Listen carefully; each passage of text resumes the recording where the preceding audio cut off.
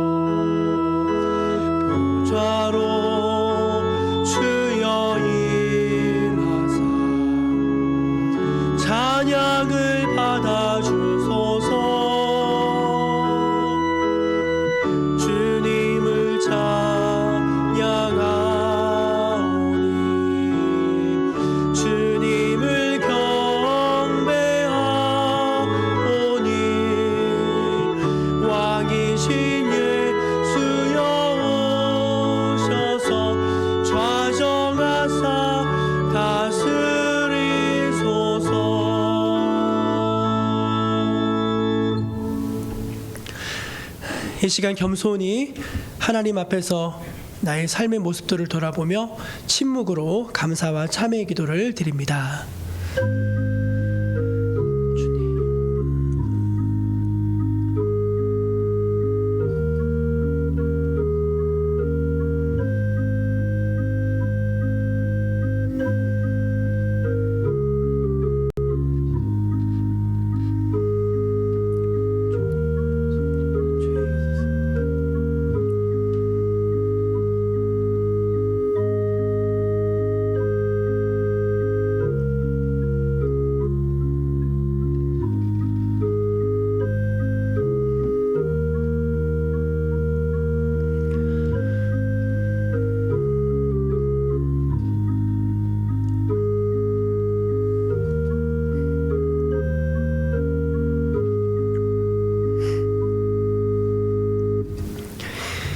하나님의 은혜에 감사하고 또 자신의 죄와 허물에 대해서 주 앞에 고백하고 용서를 구하는 모든 백성들에게 우리 주님은 이렇게 말씀하십니다. 악인은 그의 길을, 불의한 자는 그의 생각을 버리고 여호와께로 돌아오라. 그리하면 그가 긍휼히 여기시리라. 우리 하나님께로 돌아오라. 그가 너그럽게 용서하시리라. 아멘. 사도신경으로 우리 신앙을 함께 고백하겠습니다. 나는 전능하신 아버지 하나님 천지의 창조주를 믿습니다. 나는 그의 유일하신 아들 우리 주 예수 그리스도를 믿습니다. 그는 성령으로 잉태되어 동정녀 마리아에게서 나시고 본디오 빌라도에게 고난을 받아 십자가에 못 박혀 죽으시고 장사된 지 사흘 만에 죽은 자 가운데서 다시 살아나셨으며 하늘에 오르시어 전능하신 아버지 하나님 우편에 앉아 계시다가 거기로부터 살아있는 자와 죽은 자를 심판하러 오십니다. 나는 성령을 믿으며 거룩한 공교회와 성도의 교제와 죄를 용서받는 것과 몸의 부활과 영생을 믿습니다. 아멘. 성시교독은 교독문 76번 요한복음 1장입니다. 태초에 말씀이 계시니라. 이 말씀이 하나님과 함께 계셨으니 그가 태초에 하나님과 함께 계셨고 만물이 그로 말미암아 지은 바 되었으니 그 안에 생명이 있었으니 이 생명은 사람들의 빛이라. 참빛 곧 세상에 와서 각 사람에게 비추는 빛이 있었나니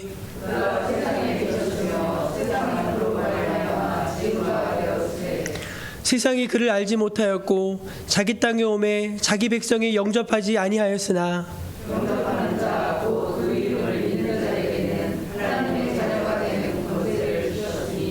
이는 혈통으로나 육정으로나 사람의 뜻으로 나지 아니하고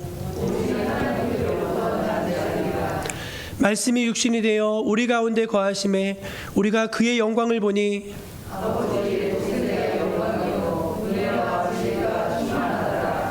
아멘. 자리에 앉아서 찬송 80장 함께 찬송하겠습니다.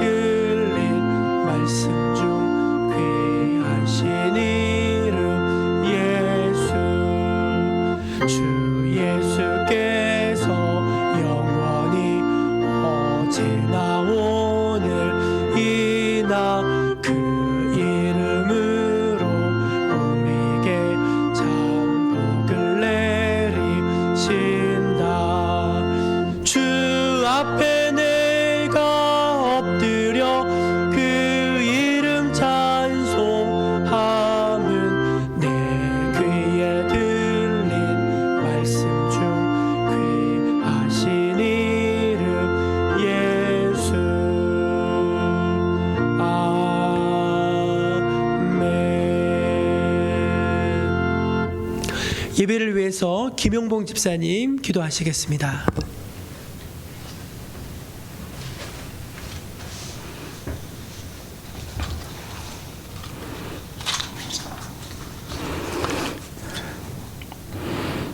아버지 하나님 감사합니다. 오늘까지도 생명을 부지하게 해주시고 이른 비와 늦은 비로 우리 영혼의 양식을 촉촉히 내어주심을 생각할 때 말할 수 없는 감사를 올립니다. 오늘도 삼지사방에 흩어져 살던 하나님의 귀한 자녀들, 주님의 몸된 교회에 불러 모으신 생명의 말씀으로 채워주시니 우리의 예배가 아벨의 제사가 되게 하시고 모리아 산에서 이루어졌던 순종의 아브라함의 제사가 되게 하옵소서. 하나님, 오늘까지 하나님의 사랑을 받으면서도 살았지만 그 사랑 그저 등에만 지고 다니다 오늘 도로 지고 왔나이다. 이러한 불쌍한 우리들을 용서하여 주시옵소서. 하나님의 사랑 속에 성령의 악까지 열매가 우리들에게 알알이 익어가게 하시옵고 깨닫고 실천하고 실천에 옮기는 생활되게 하옵소서. 디베라 호숫가에 고기 잡는 제자들을 찾아오셔서 요한의 아들 시몬아, 네가 나를 사랑하는 말씀으로 베드로에게 물으신 주님, 오늘 우리 교회에 오셔서 우리에게 똑같이 물으신다면 우리도 베드로처럼 내 그러하였다, 주님께서 더 잘 아시나이다 하고 대답하는 우리 교회 되게 하옵소서. 이제 하나님께서 귀 들어 쓰시는 하나님의 종 우리 목사님 단위에 세우셨으니 선포되는 말씀이 인간의 모습이 아니라 인간의 말이 아니라 귀한 하나님의 레마의 음성으로 들려지게 하옵소서. 범죄의 도시 소돔성에 하나님의 음성이 들린 것처럼 노아에게 들려졌던 하나님의 음성처럼 지금 우리에게도 들려지게 하옵소서. 그래서 앞에 있는 우리의 믿음이 저 천성을 바라보는 것이 우리의 목표가 되게 하옵소서. 힘들게 살면서도 저 천성의 꿈을 놓지 않았던 거지 나사로처럼 살게 하옵시며 우리가 나태해질 때 심령을 때리는 달개의 울음소리로 베드로를 깨웠던 이 시간 되게 하옵소서. 꼭 가야 할 곳은 저 천성을 잃어버지 잃지 않게 하시옵시며 황금길로 단장된 홍보석 놋보석으로 단장된 저 곳, 아이가 사자와 함께 뒹굴며 노는 저 곳을 아픔과 고통이 없는 저곳, 시기 질투 미움이 없고 가시와 엉겅퀴가 없는 저것을 우리 생명 다할 때까지 믿음의 푯대로 삼아 살아가는 우리 형제자매 되게 하옵소서. 주님의 걸으셨던 고난의 14마당을 늘 잊지 않고 그 걷는 우리의 죄를 씻기 위한 길이란 것을 잊지 않게 하시옵소서. 오늘의 예배 끝은 것까지 성령께서 함께 하시기를 바라오며 십자가에 달려 목마르다 하신 그 이름 예수님 이름으로 기도하옵나이다.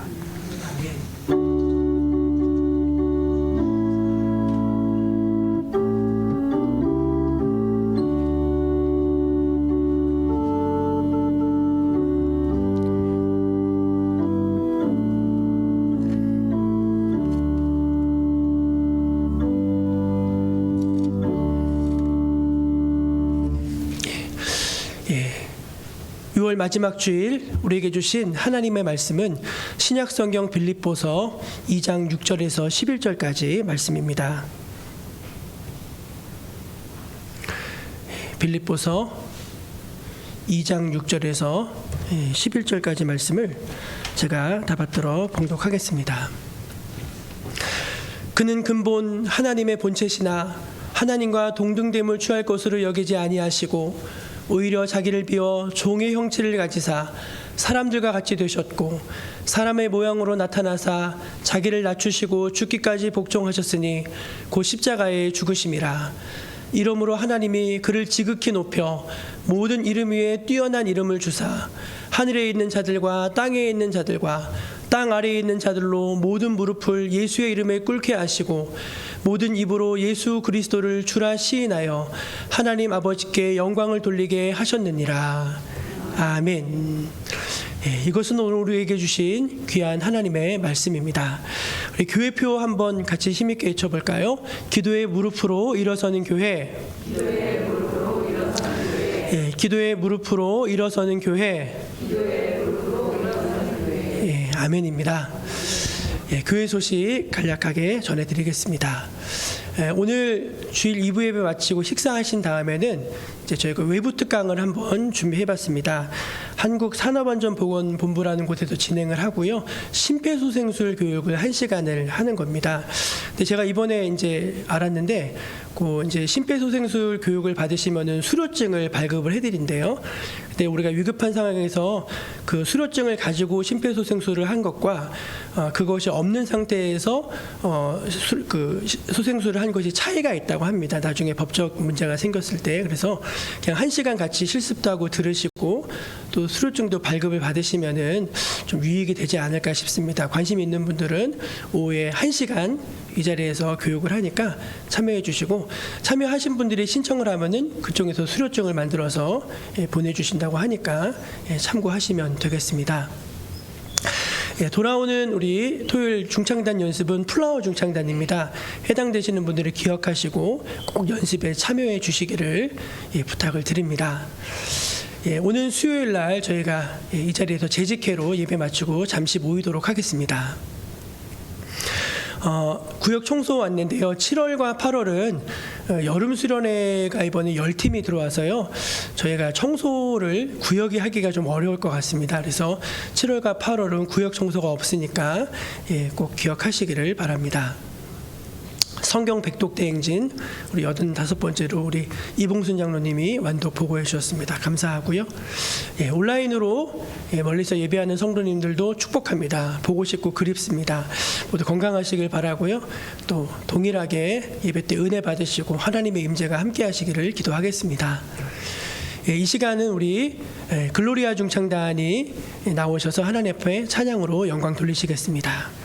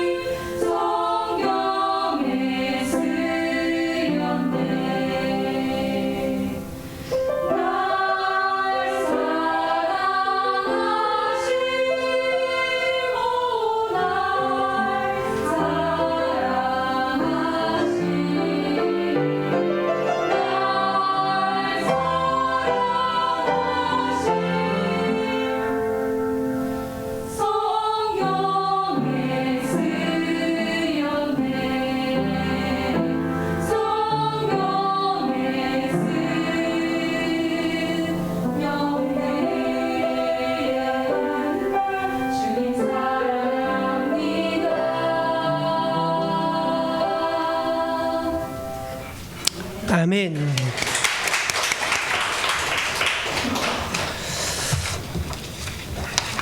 우리 글로리아 중창단의 귀한 찬양 감사드립니다. 1892년에 낯선 한국 땅에 도착한 젊은 선교사 부부가 있었습니다. 프레드릭 밀러 선교사하고 부인 안나 선교사가 이제 한국에 들어왔는데, 이들 부부가 한국에 왔을 때는요 자녀가 없었답니다. 자녀가 없어서 이제 와서 이제 6년 동안 사역을 했는데 6년 만에 하나님께서 첫 아들을 주셨습니다. 근데 그 아들이 불행하게도 8개월 만에 죽고 말았어요. 그래서 너무너무 가슴 아팠는데, 그 상처가 이제 좀 아물고 가실 때쯤 한 3년 후에 둘째 아이를 하나님이 또 주셨는데, 그 아이도 이제 태어난 지 하루 만에 아이가 죽었어요. 그래서 두 아들을 잃은 그 충격에 시름시름 앓던 그 안나 선교사님도 마음의 병을 얻어가지고 1년 후에 하늘나라로 떠났다고 합니다.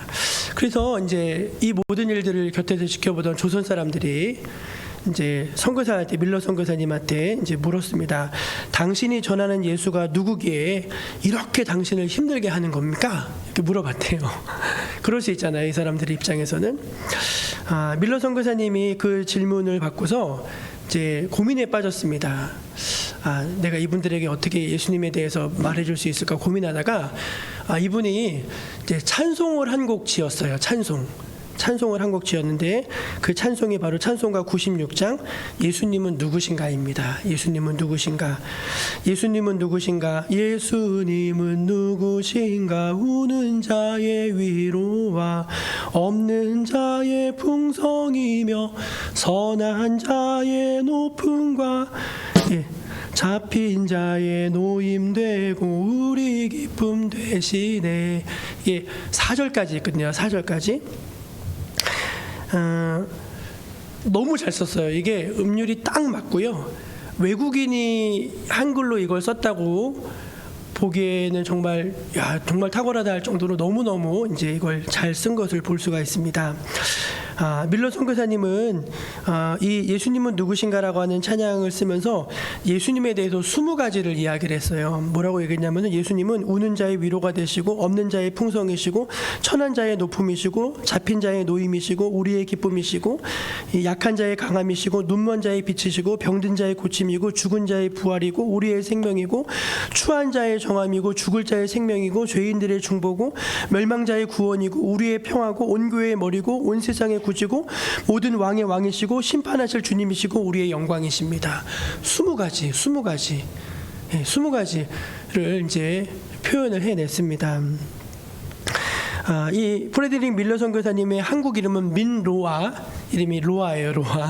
민로아 선교사님이신데, 자식과 아내를 잃는 슬픔 속에서도 한국에서 44년을 선교를 했습니다. 도산 안창호 선생님이 예수를 믿게 된 예수교 학당이라고 하는 학당이 있었는데, 거기 교장 선생님이 밀로아 선교사님이셨고, 지금 서울 종로에 있는 연동교회를 이제 개척의 시초를 놓으신 분이 민로아 선교사님이시라고 합니다. 그리고 서울에서 그 정도 사역하고 이제 일제히 핍박으로 인해서 이제 충청도로 가셨어요. 청주를 본거지에서 충청도 선교를 하셨는데, 돌아가실 때까지 정말 많은 학교를 세우고 교회를 세우고 참 훌륭하신 일을 많이 하셨습니다.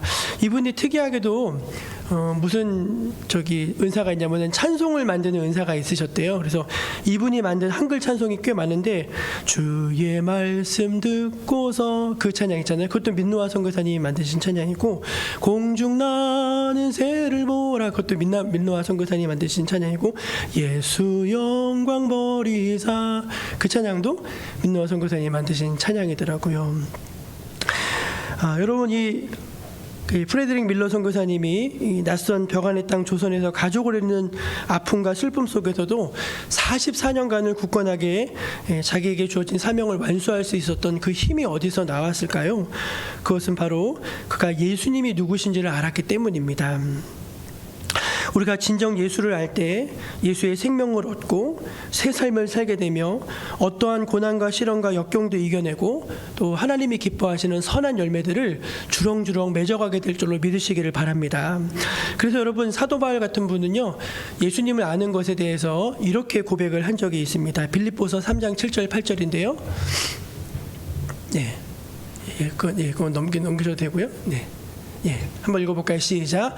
그러나 무엇이든지 내게 유익하던 것을 내가 그리스도를 위하여 다 해로 여길 뿐더러 또한 모든 것을 해로 여김은 내 주 그리스도 예수를 아는 지식이 가장 고상하기 때문이라.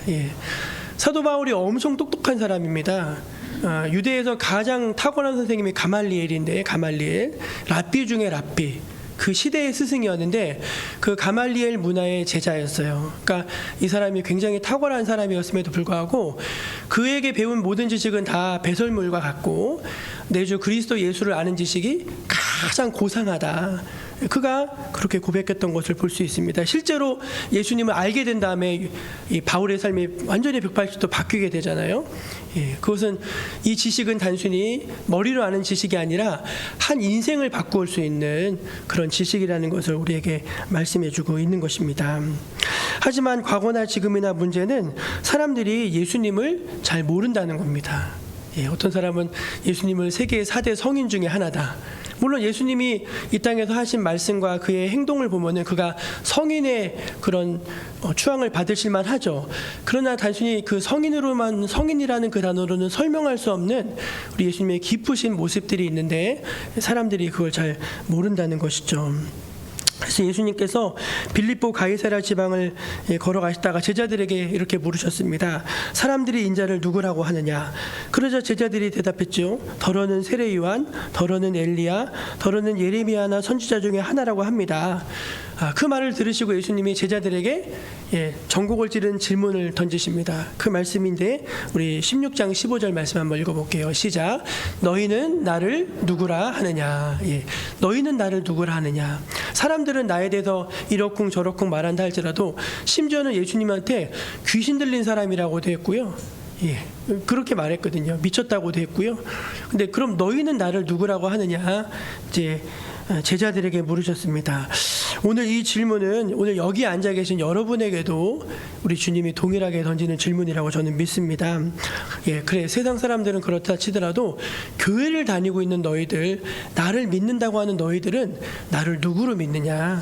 예수님이 오늘 질문하신다는 것입니다. 그럼 오늘 이제 저희가 이제 하나님은 누구신가? 인간은 어떤 존재인가 말씀을 들었는데 지난 2달 동안 오늘부터 이제 예수님은 누구신가에 대해서 말씀을 듣는데 오늘 첫 번째 시간으로 성육신에 대해서 성육신, 그러니까 하나님이 인간이 되신 것에 대해서 함께 말씀의 은혜를 나누고 싶습니다. 여러분, 태초에 하나님이 천지를 창조하셨습니다. 다 믿으시죠? 그래서 우리 하나님은 창조주 하나님이십니다. 아멘이시죠?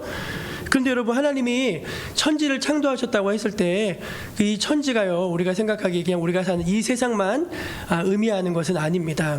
하나님은 두 세상을 창조하셨는데 하나는 우리가 눈에 보이는 이 육신의 이 세상을 창조하셨고 하나는 보이지 않는 세계, 영적인 세계를 하나님이 창조하셨습니다. 그러니까 하나님이 이 천지를 창조하셨다고 했을 때는 이 지구를 말하는 게 아니라 온 우주뿐만 아니라 보이지 않는 영적 세계를 다 포함하는 그런 창조라는 것을 우리가 기억해야 합니다.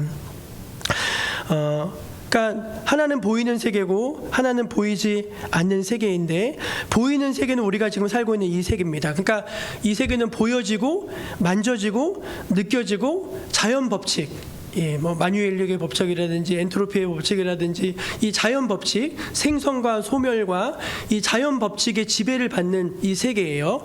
그런데 영적인 세계가 있는데 그 영적인 세계는 어떤 세계인가 하면은 시공간의 시간과 공간의 지배를 받지 않습니다. 우리는 다 세월이 가면 늙잖아요. 근데 영적인 세계는 영원한 세계이기 때문에 시공간의 지배를 받지 않습니다. 뿐만 아니라 물리적 법칙도 적용이 되지 않아요. 그리고 영적인 세계의 가장 큰 특징은 영원하다는 것입니다. 영원하다는 것. 그럼 여러분, 하나님은 어느 세계에 속해 계신 분이십니까? 이 두 세계 가운데 하나님은 영이시니 예배하는 자가 영과 진리로 예배하라고 했잖아요. 그래서 하나님이 인간을 지으셨을 때 제가 지금 인간에 대해서 설교할 때 말씀드렸는데 인간을 영적인 존재로 지으셨잖아요. 그래서 우리가 영적인 존재이기 때문에 어떤 모든 피조물과 달리 하나님과 영으로 교제할 수가 있었어요. 그런데 인간이 하나님의 말씀을 듣지 않고 뱀의 말을 듣고 뱀의 유혹에 넘어가서 타락되어져서 하나님과 관계가 깨어지고 에덴에서 쫓겨나게 되죠. 그건 뭐냐면 하나님과 영적으로 분리되었다는 것을 말합니다. 하나님과 이제 떨어진 거예요. 예. 우리가 창세기를 읽어보면 하나님이 두루 도는 화영검을 둬서 생명나무를 지키게 하셨는데 그건 뭐냐면은 죄인인 인간이 생명의 근원이신 하나님께 나아갈 수 없게 됐다는 걸 상징적으로 보여주는 그림이에요. 그래서 인간이 이제는 하나님의 동산에서 쫓겨났기 때문에 하나님께로 다시 돌아갈 수가 없는 것입니다. 아무리 자기가 노력을 해도요 갈 수가 없어요. 왜? 하나님은 거룩하시고 인간은 죄에 빠졌기 때문에 죄인인 인간이 완전한 선신 하나님께로 들어갈 수가 없는 것입니다. 그래서 제가 하나님에 대해서 설교할 때 혹시 기억나십니까? 시내산에 여호와께서 강림하시는데 백성들에게 라인을 정해주시고 넘어오지 말라고 하시잖아요. 근데 왜 넘어오지 말라고 하시죠? 네, 그들이 죽을까 하노라. 근데 그게 옛날 성경에 보면 돌격할까 하노라로 돼 있어. 돌격할까. 그러니까 하나님의 거룩함, 이 홀리니스 하나님의 거룩함이 죄인이 들어오는 것을 보면은 반사적으로 하나님의 거룩함이 그 죄를 밀어낸다는 것입니다. 그 밀어내는 건 죽는 거예요, 죽는 거. 법궤의 뚜껑을 열어보려고 했을 때 사람들이 그 영광으로 말미암아 죽은 것처럼 우리가 하나님께로 어떤 방법, 선행으로도 도덕으로도 지식으로도 어떤 것으로도 우리가 하나님께로 나아갈 수가 없게 된 것입니다. 절망이죠, 여러분. 예. 그래서 여러분. 어떻게 됐죠? 그래서 인간이 하나님께 갈 수 없기 때문에 어떻게 됐죠? 예, 하나님이 인간이 되어서 인간에게로 오신 것입니다. 그게 성육신이에요. 너무 중요한 개념입니다. 너무 놀라운 사건이고요. 이 성육신이라고 하는 이거는요 어떤 종교에도 없어요. 여러분 상상을 해보세요. 이게 어떻게 가능합니까? 하나님이 인간을 사랑하셔서 인간이 되셔서 오신 거예요. 하나님이 이게 데미갓. 그러니까 요즘 영화를 보면 젊은이들은 그러니까 신과 인간 사이에 이제 중간 단계가 있어요. 가령 제우스가 이제 인간이랑 이렇게 해가지고 아들을 낳는데 그게 헤라클레스잖아요. 헤라클레스, 그렇죠? 헤라클레스는 신입니까? 신이 아니에요. 그럼 인간입니까? 인간도 아니에요. 어정쩡한 거거든요. 근데 그게 아니에요. 하나님이요. 이거는 완전 다른 개념인데, 그건 그리스 로마 신화랑 완전 다른 개념인데, 하나님이 진짜 인간이 되셔서 오신 거예요. 우리와 똑같이 슬픔을 느끼고 고통을 느끼는 인간이 되셔서 오셨다는 것입니다. 왜? 예, 그 이야기를 오늘 하려고 하는 것입니다. 여러분, 하나님이 인간이 되셨다는 것에는 어떤 의미가 있는가? 저는 두 가지 의미가 있다고 믿습니다. 첫째는 무엇인가 하면은 비움의 의미가 있습니다. 오늘 말씀 저희가 빌립보서 2장 말씀을 읽었는데 그 2장 6절 이하의 말씀을 보면 그는 근본 하나님의 본체시나 하나님과 동등됨을 취할 것으로 여기지 아니하시고 그는 하나님이시거든요. 근데 6절에 보면 7절에 보면은 오히려 자기를 다 비우셨다는 거예요. 그리고 종의 형체를 가지사 사람들과 같이 되셨다. 그렇게 말합니다. 그러니까 이 하나님이 자기를 다 비우시고 이 땅에 오셨다는 거예요. 비우셨다는 것입니다. 여러분, 하나님에게 없는 개념이 있는데 그게 결핍이에요. 하나님에게는요 부족함이 없습니다. 하나님을 표현하는 단어가 뭐냐면 충만입니다. 충만. 하나님에게 모든 게 다 충만해요. 예를 들어서 하나님에게 뭐가 충만하죠? 예, 능력이 충만하시고 정사와 권세가 충만하시고 온 우주가 하나님의 영광으로 충만하죠. 온 땅이 다 하나님을 영광스럽게 찬양하죠. 그러니까 하나님에게는 여러분, 하나님이 부족해. 하나님 돈이 떨어졌어. 그런 얘기 들어본 적 있으세요? 하나님의 능력이 부족해. 그런 얘기 들어본 적 있으세요? 아니요. 하나님은요 모든 걸 다 가지신 분이고요. 가장 온 우주 가운데 충만하신 분이시거든요. 근데 그분이 자기를 다 비우신 게 인간이 되신 거예요. 그래서 여러분, 종교의 본질이 뭐냐면 종교는요 채우는 게 아니라 비우는 것입니다. 이거 굉장히 중요한 개념이에요. 종교가 계속 타락의 길로 가는 건 뭐냐면은 그때부터 계속 채우는 거예요. 높이 크게 막 계속 이제 거기에 더 많이 그건 종교의 본질이 아니에요. 신앙의 본질이 아닙니다. 자기를 비우고 욕심을 비우고 이기심을 내려놓고 그렇게 하나씩 비워져 갈 때 하나님의 충만으로 우리 영혼이 충만하게 될 줄로 믿으시기를 바랍니다. 그러니까 주님이 자기를 비우셔서 인간이 되신 것입니다. 두 번째 낮아지셨던 하나님이 인간이 되셨다는 건 어떤 의미가 있냐면은 그가 낮아지셨다는 것입니다. 낮아지셨다는 거. 시편 121편 1절에 내가 산을 향하여 눈을 들리라 나의 도움이 어디서 올까? 나의 도움은 천지를 지으신 여호와에게서로다 했습니다. 근데 내가 산을 향하여 눈을 들리라. 왜 산을 향하여 눈을 들릴까요? 그건 하나님이 높이 계신 분이라는, 높은 분이라는 걸 상징하는 은유적인 표현이에요. 여러분, 하나님은 어떤 분이시냐면은 높은 분 중에서도 가장 높은 분이 우리 하나님이십니다. 근데 그 하나님이 가장 낮은 자의 모습으로 이 땅에 오신 게 이제 성육신이라는 거예요. 성육신. 그래서 여러분, 동방 박사들이 메시아의 별을 보고 이제 예루살렘에 왔을 때 어디로 찾아가죠? 왕궁으로 가요. 왕궁. 왜냐하면 왕이 나셨으니까 당연히 왕궁에 계실 줄 알고 갔는데 왕궁에 예수님이 계셨나요? 안 계셨어요. 그래서 예수님이 이제 왕궁에 계시지 않았죠. 그리고 그런 다음에 예수님이 공생을 시작하실 때 어디로 가셨죠? 빈들로 가셨죠. 예. 거기서 어떤 사람들을 만나셨죠? 세리들, 창녀들, 죄인들, 장애인들, 귀신 들린 사람들, 이방인들, 그 당시에 약자인 여자들, 아이들, 그런 사람들, 그런 분들을 다 찾아가셔서 그들에게 구원을 주시고 그들을 하나님의 백성이라 인정해 주시고 그들의 아픔을 함께 하시고 했던 것이 예수님의 이 낮아지신 모습이었습니다. 그래서 여러분, 우리 기독교 신앙은요, 높아지는 것이 아니라 낮아지는 것이겠죠. 그러니까 우리 예수 믿는 사람들이 낮은 자들과 함께 할 줄로 믿습니다. 지난주에 오늘 저는 글로리아 찬양단의 찬양도 너무 감사했어요. 오늘 이 화음이 들리고 찬양이 너무 감사하더라고요. 근데 지난주 우리 조이중창단, 남성중창단이 찬양했는데 저 그 찬양하면서도 너무 기뻤어요. 왜냐면은 저희가 5명이 찬양을 했는데 그 센터에 누가 섰죠? 정현이 오빠. 여러분, 정현이 삼촌이 저보다 1살 아래입니다. 그거 기억하셔야 돼요. 우리 정현 형제가 아시지만 다운 증후군이시잖아요. 너무 해맑죠. 저는 이제 그 마음에 간사함이 없다라고 그 말씀만 생각하면 떠오르는 사람이 정현 형제예요. 정현 형제. 그 정현 형제가 이제 가운데서 찬양을 하는데 여러분 모르시겠지만 소리를 냅니다. 정현 형제가 소리를 내요. 하면서 막 소리를 내요. 음도 내요. 근데 문제는 너무 크게 내. 그래서 지난주 우리 집사람이 그 정현 집사님 조금만 작게 해달라고 해서 그 정도 하신 거예요. 근데 여러분, 그게 기독교 아닌가요? 교회에는 장애우도 있어야 되고요, 아프신 분도 있으셔야 돼요. 그리고 그분들이 귀하게 여김을 받고 우리의 형제자매로 동등한 자격을 지휘받는, 그게 하나님 나라거든요. 그러니까 우리가 항상 높은 곳에 가려고 하면은 희한하게 마음이 공허해져요. 뭔가 화려한 거에 막 내가 몸담고 있으면 내가 그렇게 된 것 같은데 거길 빠져나오면 너무 공허해. 그러나 가난하고 낮고 그런 분들과 함께할 때 하나님 주신 특별한 은혜가 있는 줄로 저는 믿습니다.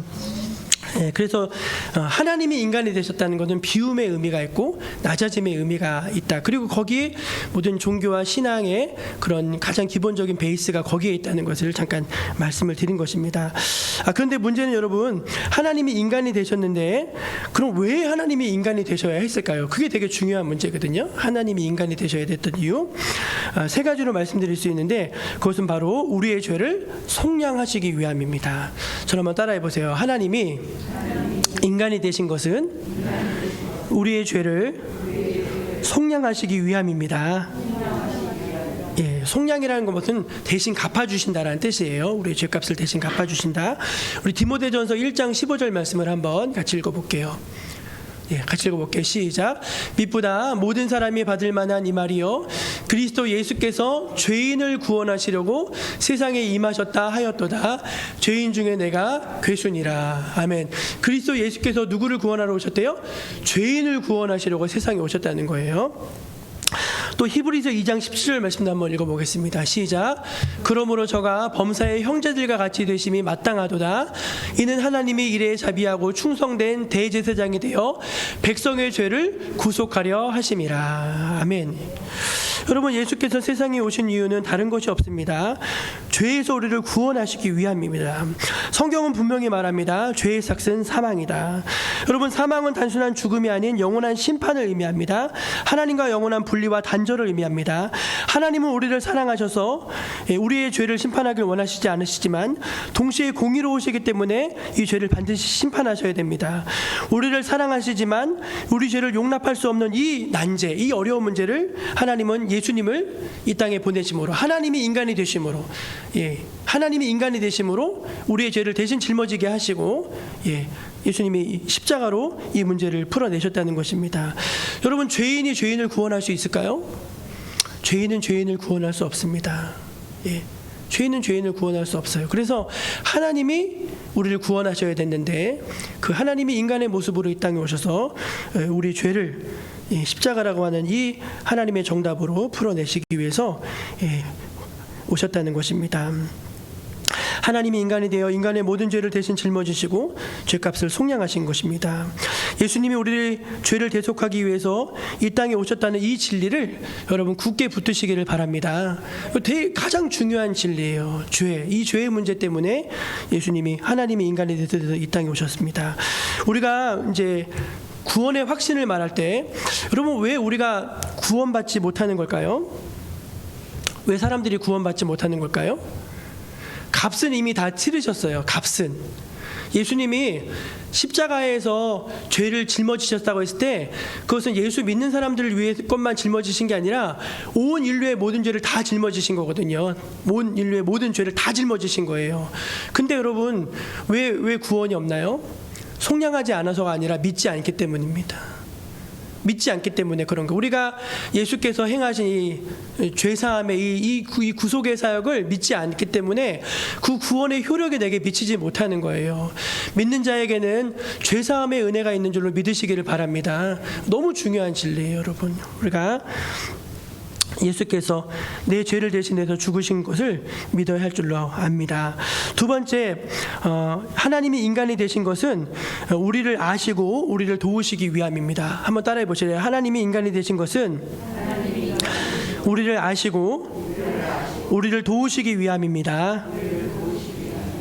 우리 히브리서 4장 15절 말씀 한번 같이 읽어볼게요. 시작. 우리에게 있는 대제사장은 우리의 연약함을 동정하지 못하실 이가 아니요 모든 일에 우리와 똑같이 시험을 받으신 이로되 죄는 없으시니라. 아멘.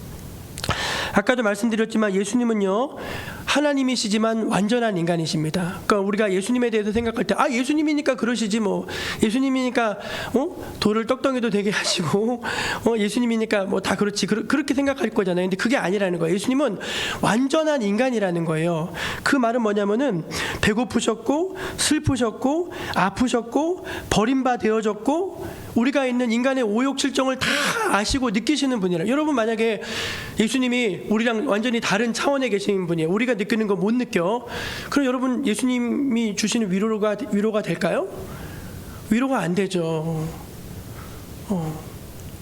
그러니까 우리를 도와주시고 싶으셔서, 우리를 돕기 위해서, 정말 우리를 돕기 위해서 예수님이, 하나님이 인간이 되셔서 우리와 똑같은 모양이 되셔서 이 땅에 오셨다는 것입니다.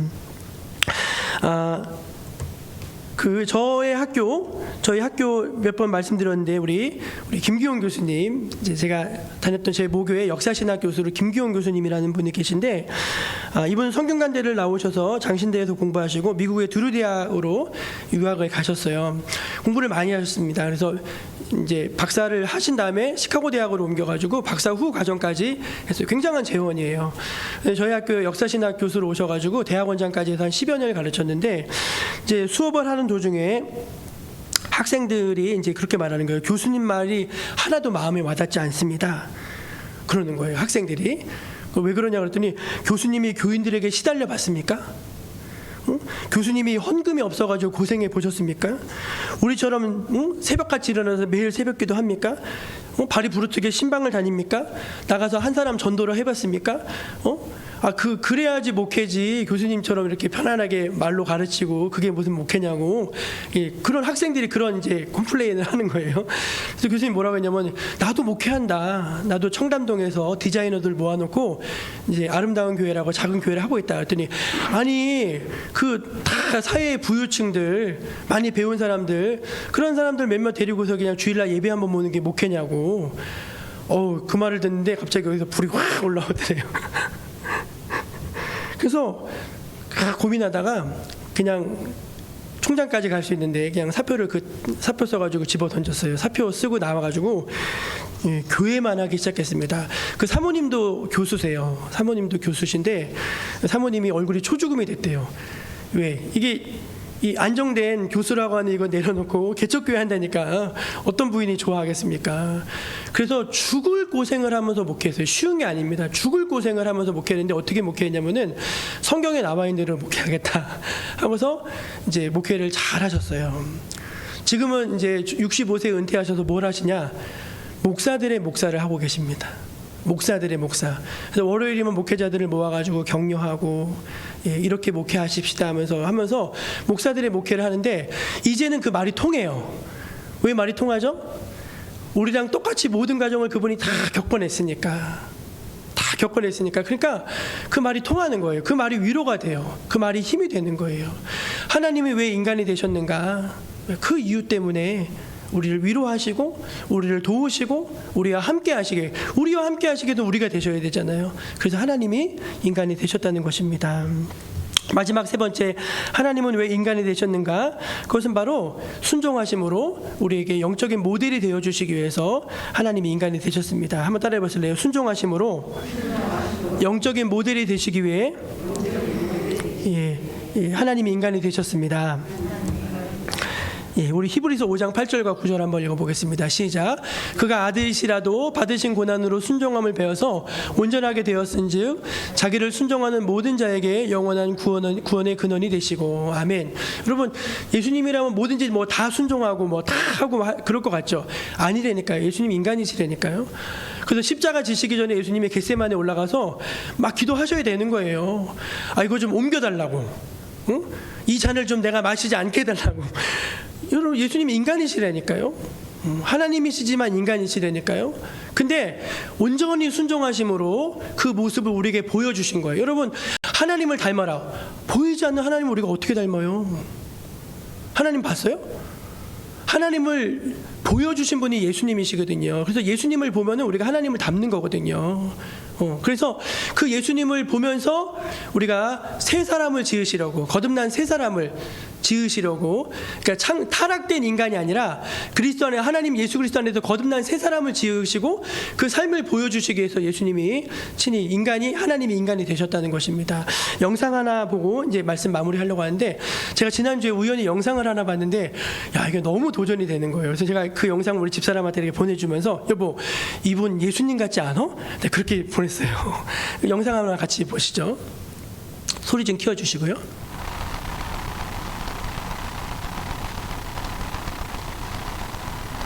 클릭 한번 하시면 된다는데? 안 되나? 이거 봐야 되는데? 클릭을 한번 하시라는데요? 당신이 가서 해주면 안 되나?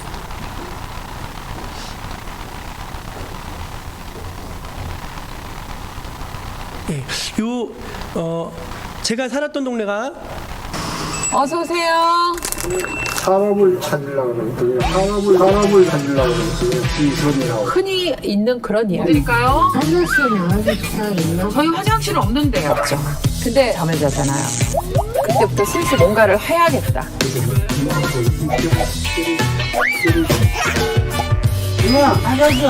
약국인데. 지금 중국집 하고 하시고 있어요? 그런 거 없어요. 전화해 주세요. 예, 싸게 팔아요. 바깥 일반적이지 않은 곳이고. 저는 성북과 하월곡동 88번지에서 건강한 약국과 건강한 상담센터를 하고 있는 이미선입니다. 어디가 많이 하나 미리가 유다 내가 뭔지 알아? 야! 그! 모든 것을 다 영광에 아멘. 살짝 노도 많이 하고 우아하게 찌질하지 않게. 안녕하세요. 땡 뜯었더니 아파요. 그걸 왜 뜯으세요? 연고를 듬뿍 발라주시고요. 13,000원이요.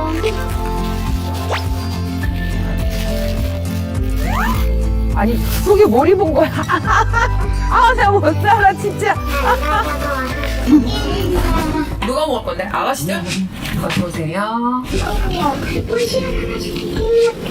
흑개리가 또 일도 할 거죠? 취할 때 먹으면 높게 있게 하고 할 필요 없어. 그래서 가끔 필요도 없고. 여기 하울곡동 88번지는 속칭 미아리 텍사스라는 성매매 집창촌이에요. 지금은 한 7, 80집 정도 남아있고 여기서 일하는 친구들도 아직은 좀 있죠. 그리고 이 동네에 사시는 기초수급권자나 차상위 계층이 꽤 많아요. 이 동네에서 일하는 친구들이 호칭이 있어요. 안에서 이렇게 뭐 정리하는 이모는 앞마담 이모, 바깥에서 삐끼하는 이모는 삐끼 이모, 그리고 주인은 고모라고 불러요. 저는 약사 이모. 이거 나 지금 핑계 안 먹어도 되는데 근데 저번 달에 월급을 뺐어. 핑계 뭘 먹어야 되고? 그래야죠. 그렇게 먹고 시작을 해야죠. 미쳤어. 그러고 나서 여기 이제 아프기 시작했거든요. 몸이 되게 워낙 좀 예민한 스타일이라. 스트레스 때문에. 그렇지. 스트레스 안 추운데. 아이고 언니 술을 많이 드시면 어떡해요. 쇠만 드셔야지. 성매매를 하는 행위로 돈을 벌고 먹고 살면서 본인 스스로가 본인을 장악하는, 그리고 너무 폄하하는 모습들을 많이 보는 거예요. 근데 그 존재로 사실은 소중한데. 이모, 엄마야. 내가 좀 안 좋은 일 있어가지고 내가 막 이럴 때는 이게 몸이 들어서 이렇게 봐요.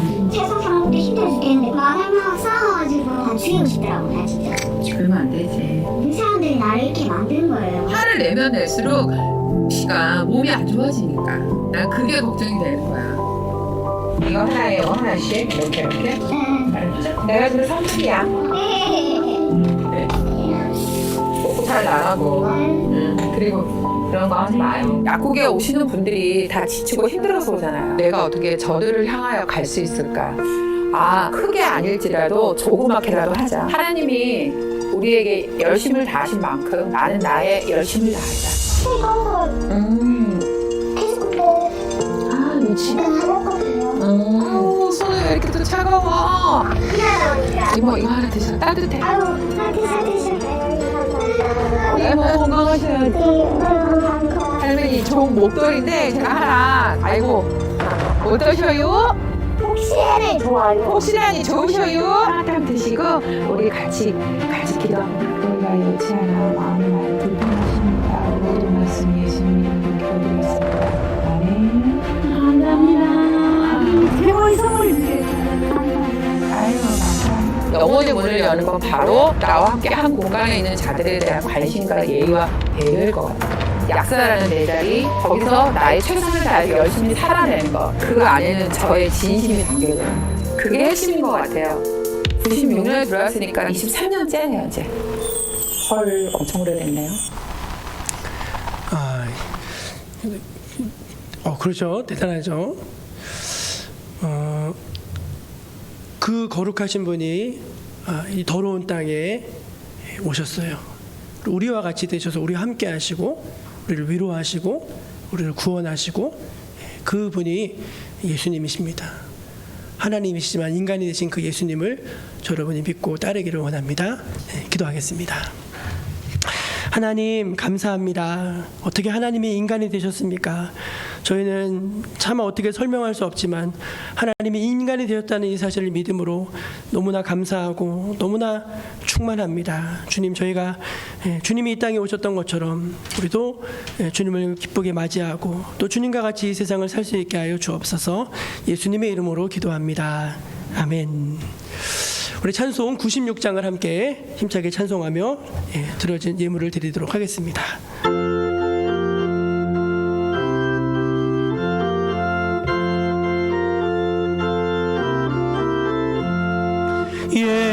예수님은 누구신가? 우는 자의 위로와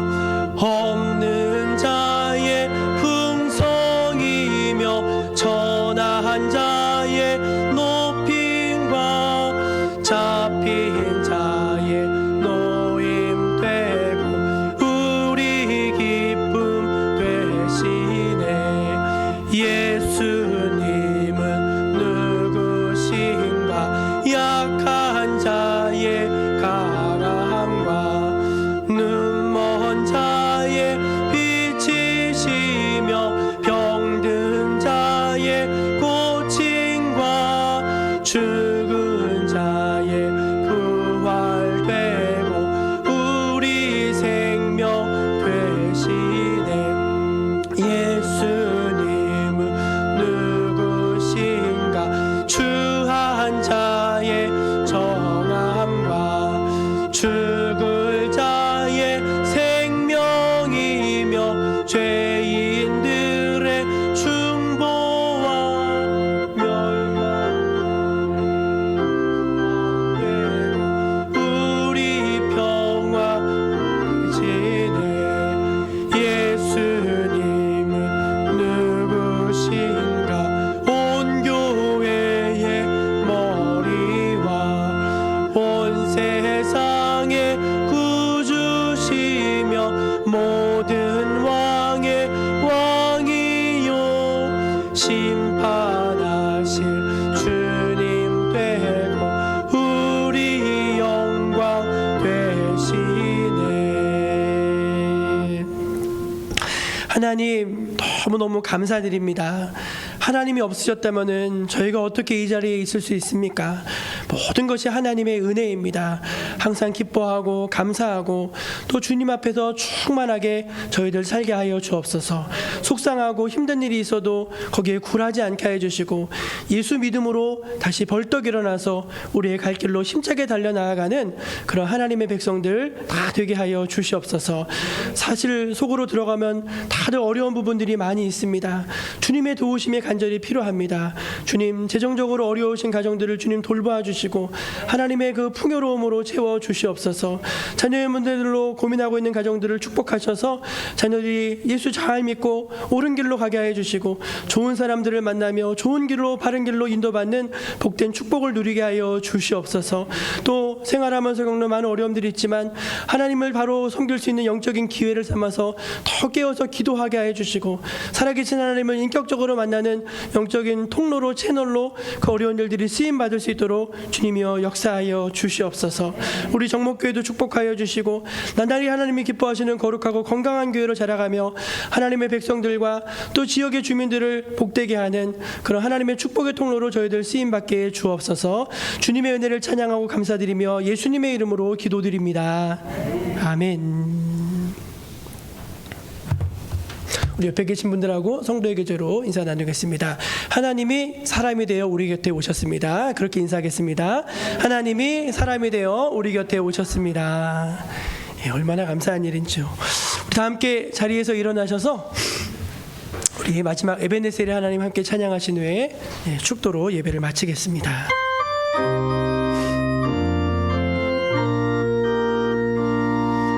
감사하신 하나님, 에베네셀 하나님, 살아계신 하나님, 에베네셀 하나님, 감사하신 하나님, 에베네셀 하나님, 살아계신 하나님,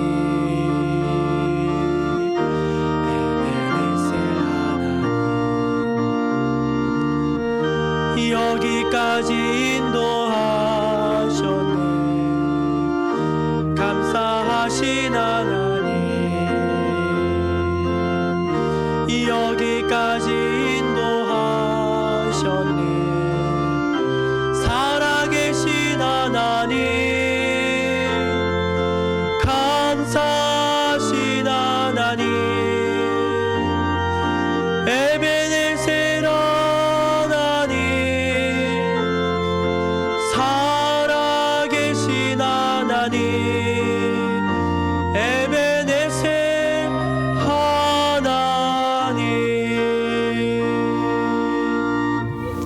주 예수 그리스도의 은혜와 하나님의 크신 사랑과 성령님의 충만하심이 사랑하는 주님의 백성들 머리 위에 지금부터 영원까지 함께하여 주시기를 간절히 축원하옵나이다.